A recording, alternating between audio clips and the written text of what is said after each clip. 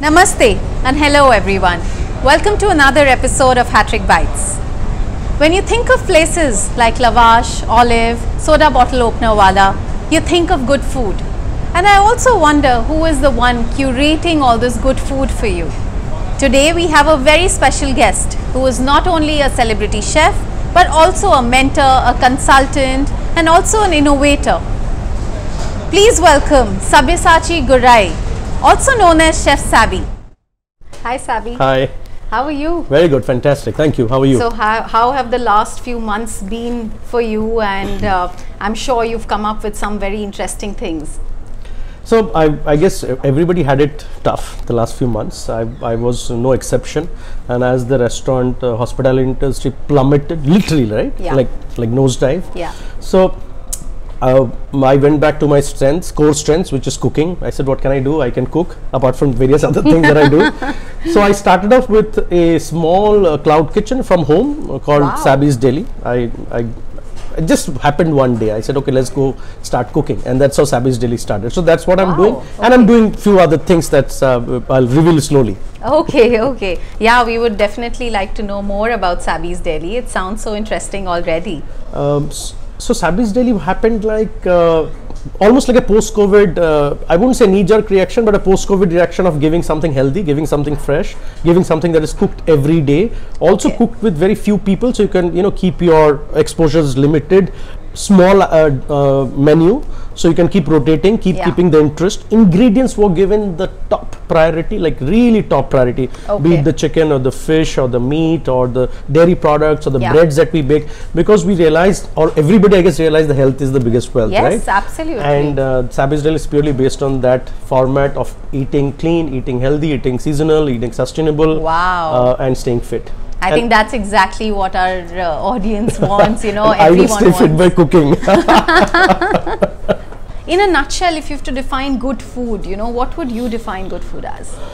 Good food is actually not so connected to a fancy restaurant or a fancy kitchen or fancy ingredients. I think good food is something that evokes memories. Yes. Makes you feel warm from inside, that comfort feeling. For me, good food is that anything that gives you that warmth from inside, satisfies your soul, apart from satisfying the hunger, that is good food. And that could be anything. Like I enjoy a bowl of khichdi with some, I'm a bong, so the bhaja, the fried bengan or the fried product on the side with a khichdi bowl is a phenomenal meal for me. A good food is something that if you look at, it gives you that feeling it's fresh, it's well cooked, has those colors that attractive, not like dull. It could be a nice dal tadka, and that itself should look very inviting. Very true. Is the way I look at food today. So at the same time, then it is important to whether it's Italian, it's Greek, it's Lebanese food, any kind of cuisine which we are trying to do and serve to the Indian audience, then depending on where we are serving it, it has to cater to the local taste buds. So how do you ensure that? And I think India today is a young India. Youth of India has their own mind and their own likes, and they like to eat what they like to eat, and that is really the audience that we are also catering to today. Interestingly, the 20-year, 25-year, 27, under 30 is an audience, and that under 30 has a mind of its own and has a palate of its own. So it's been a constant struggle, and very interesting that you asked me. It's a constant mental search for me. So every city that I go to, be it in Bangalore, I'm going to Chennai tomorrow, I'm doing a new restaurant there. So every city that I'm going or working, Pune was another challenge, Delhi was a challenge, Gurgaon was a bigger challenge. Now we're looking at doing something in Noida. It's a very different audience. So I think we'll have to try and match the audience's palate. But what I do is I don't try and do the quick fix कि यार ज़्यादा नमक डाल दीजिए, ज़्यादा butter डाल दीजिए, या cheese डाल दो हर चीज़ में. वो quick fix वाला solution I don't like, because I also like to serve what I can eat myself. Very true. So I try to then come up with cuisines like we've done at Lavash, where we've brought an Eastern European cuisine but married into how it was in Indian culture in Calcutta, or let's say Soda Bottle. We brought Parsi food, but it was how it was in Bombay. So we already taken a local influence that was already readily available. Yes, true. So hence there are so many of these kind of fusion already available, because India is a melting pot of cultures, and I go looking for recipes like that. So when I did which later on became Gappi, this Japanese restaurant, I went to Japan looking for regional Japanese recipes, because it gave me the confidence those recipes would fit in India, because we are very about regional food. Yes. So mainstream sushi sashimi might not fit into India, but the curry rice, which is Japanese curry form at home, would fit into Indian palate. And hence I look at cuisines and recipes in all my restaurants, and that is my answer. Slightly long, but I know that is my answer for how to fit into the palate. No, it's very interesting. So moving on to this, you know, we always wonder that when we go to a restaurant, what happens behind the kitchen doors, you know, what are, there are so many items on the menu, and any item we choose, it comes in the same time duration. So how does that get managed, you know? It's a mystery for us who sit outside and dine. I think it's a bit of a process. Yeah. Because at home it's very easy to make a dal, but the same dal, if you have to make it 100 times over a meal period and give it along with the pizza also and the butter chicken also, it's fairly complex. So it's not about how big is the kitchen or how many people cooking. Like I have the largest kitchen in this country at Big Brewski in Bangalore. I have 80 chefs. The kitchen is 140 feet. Wow. It's like a... Yeah, the place is huge. I've been there. It's amazing. It's the biggest restaurant in the country. Yes. Biggest in Southeast Asia. We seat 3,500 people in a la carte style. Wow. So, my God. It's not that I can put another 1,000 people in the kitchen to cook for them. It doesn't work like that. But it's a bit of a process, and the process means it's not just cooking process. It's also the design of the kitchen, the walkthrough, how people move, how the counters are set up. So we'll try and give you a quick overview of that at some point. Nice. And it will be interesting to see how it works. Yeah, that's really interesting. And would you like to, you know, our audience, because as we hear about so many secrets going on in the kitchen, so would you like to share some secrets with the audience? I think it's about managing pressure. So if you're a good footballer, you will become a very good chef. Yeah. Because it's constantly about managing situations inside and then managing expectation outside. Yes. Those expectation is of guests and diners, and the situation inside is the chef, the fire, the heat, the food, the supply chain. You know, so many things. So you can't, at the same time when you're coming out, you can't say that I have these problems. The food still have to speak, food still has to be nice. But then do you have those many ingredients stocked up? Like you just gave an example of Big Brewski in Bangalore, and you said 3,000 is the cover, and if it's all full to 100% capacity, then you need to have a lot of ingredients, and so supply chain is very complex. It's a part of the process. What we call mise en place. So we prep things and keep. Also, how much can be prepped, because we can't give you stale food, right? Yes. What should be prepped, what should not be prepped, what can be kept frozen, what can be kept fresh, what should be cooked, what we call a la minute, means after you've ordered. So there's a full long checklist that would beat most you know, business colleges. But it's interesting, you know, how supply chain even in restaurant business can actually teach so much to B-school students. Yes, it's extremely complex of what should be ready, what should not be ready, or how much to keep it ready. And once it is ready, do you keep it in the deep? Because if it's frozen, you can't cook it instantly. Very true. So how do you keep it? So the supply chain, then there is a cold chain. Wow. Okay. Then there is a FIFO LIFO, which comes in first and which goes out first. So fairly complex set of things that goes in managing a kitchen. Oh my God, that's interesting. And guys, now let's it's time for our interesting bites break. So let's break for our bites break. Enjoy it.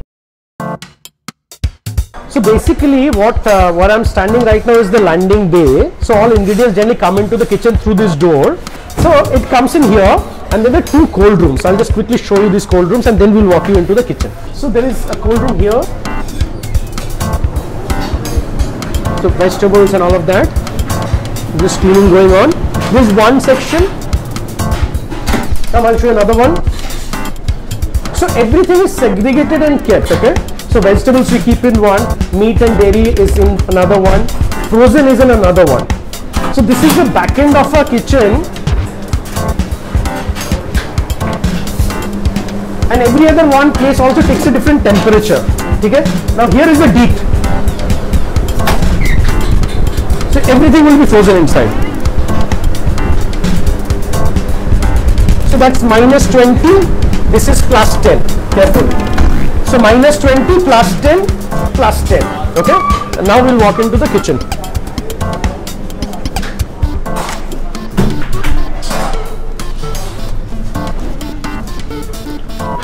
So as you walk in, the kitchen has various prep areas. Preps means where we cut, clean, chop. So there are spaces also where we store and stack. and this kitchen is still getting developed. So everything comes in these kind of baskets, color coded, seafood, fish, meat, green vegetables, hence the color coding happens. So things don't get mixed up. And then it goes into a section where it gets prepped in the back areas where you're doing chopping of butchery, cutting, mincing meat. So that area, so areas like these are generally used for prep.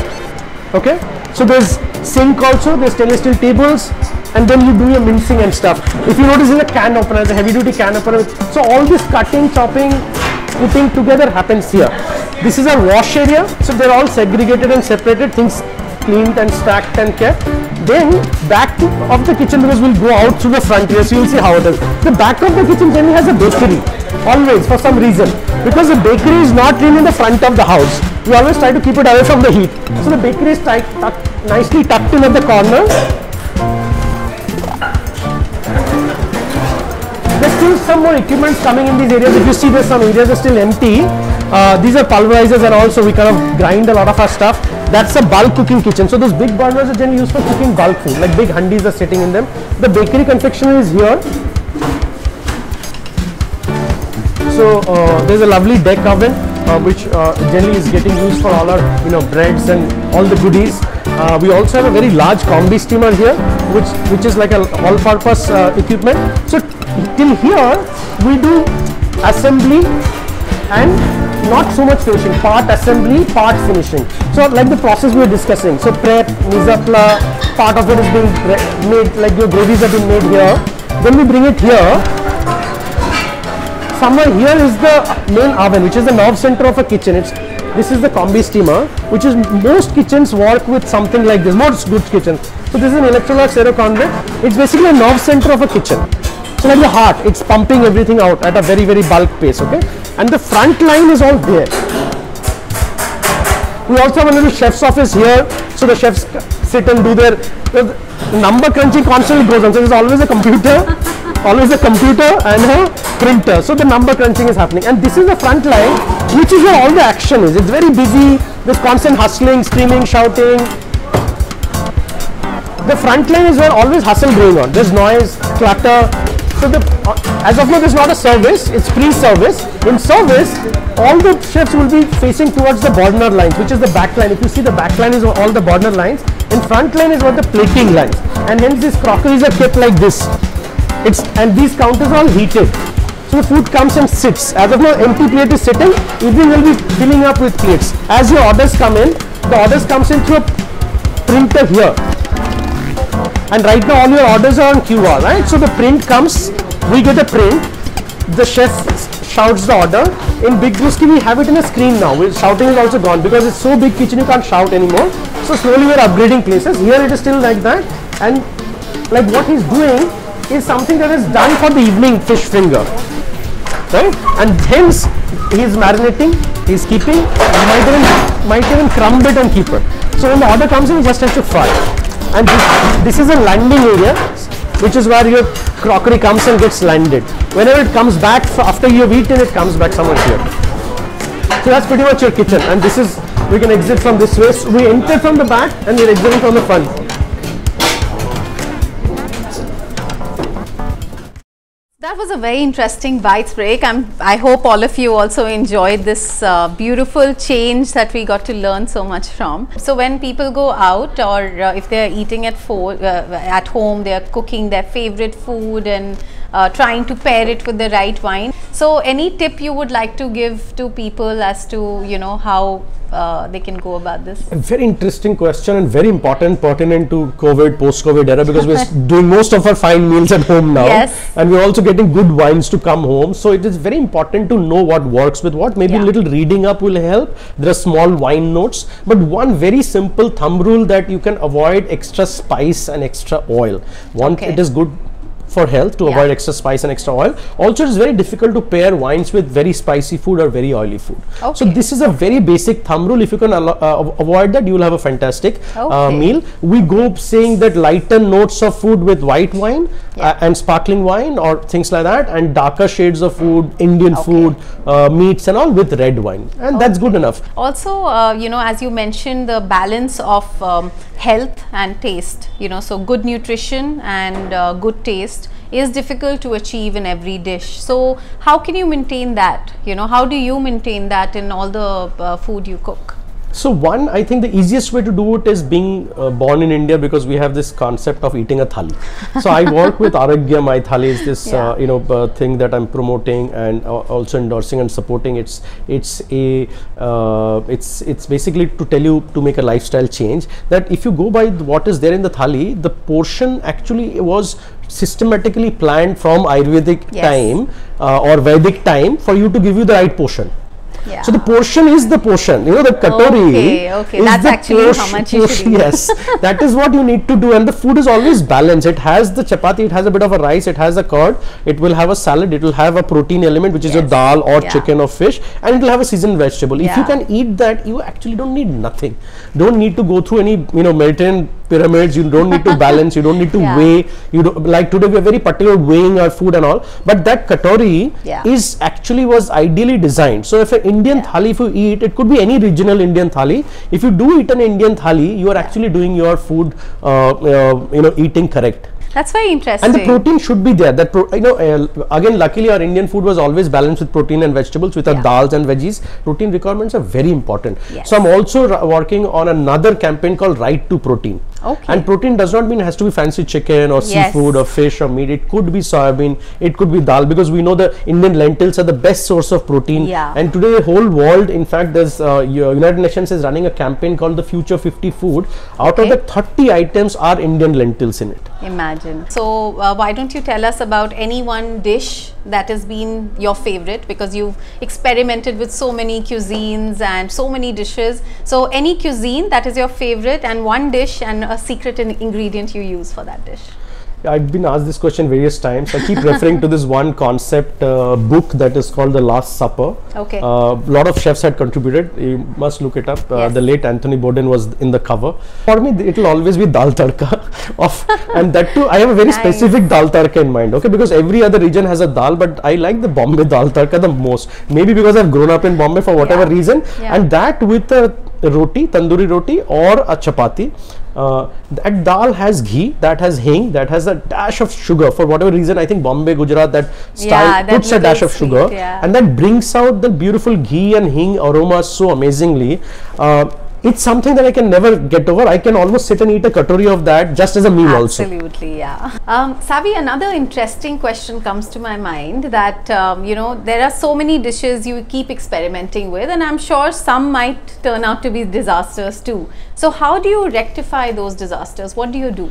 So for a starter, we never serve anything that goes wrong. Things can go wrong, right? Doesn't not necessarily, you know, you win every match. So kitchen, we try to win every plate, but once in a while we lose. So something has gone wrong, something has got spoiled, something has got burnt. We definitely don't serve it. So my principal policy as a chef, while I've been in a white jacket for 30 years behind the range, I've made it very, very clear that I can't serve anything that I can't eat myself. Achha. When it comes to rectification, now there are a lot of tricks that we apply. You increase the bulk. Let's say you made a batch of curry and it didn't taste correct because you put extra salt. You increase the batch and mix that batch into it. So that could happen. There are times you probably have made something which has got extra sugar. Again, that works. Or you can, let's say I'm done a chocolate mousse and I'm suddenly feeling that it is one batch has got extra sugar, and extra sugar spoils a dessert. Sugar balance is correct, excess is bad. So you would probably go back and add some dash of cream into it or a dash of chocolate into it to adjust that batch. So things like that we do. It also things, let's say something has burned, that's gone, that you can't really do anything. That's an accident, but happens rarely in the kitchen because the processes are so strong. Today our ovens have timers, kitchens have timers. So until if there's some major stress situation, we don't really burn anything, or something falls, like you know, an accident can happen, something fell. So those are, we kind of we say it is a what we call spoilage in the kitchen, and we write it off. Okay. We never serve it. So how do you maintain the same quality standard, you know, because you have a lot of chefs and the same dishes, and the customers expect the same quality of the dishes also. So how do you maintain that the same quality goes? So kitchen is a lot about process and training, and recipes have to be you know, written down. It's a mandate. We weigh recipes, we weigh ingredients. We also put this into a training program, sometimes 1 to 2 to 3. I personally come from a training background. I should be able to put this, you know, thing at rest, that you will come into a kitchen and somebody will cook for you. The rookie, that doesn't happen. It rarely will happen. Yeah. It will always be a trained senior chef who's cooking for you, and the rookie is actually in the back line, chopping vegetables, cleaning things, getting to learn. Then he gets to cook in the staff kitchen, you know, gets the hand. Then he gets to cook in the bulk kitchen, gets a hang of it. Finally, by the time he or she gets a chance to cook a meal for you, let's say you come to Lavash and somebody is cooking a meal for you, is at least 3 to 4 years behind the line before he or she gets a chance. Very interesting to know. You know, another thing, Sabi, because you've been a celebrity chef, and you know, people wonder that if you know, chefs, there are so many aspiring chefs who want to get into the Michelin star category or the celebrity chefs category. So how do they do that?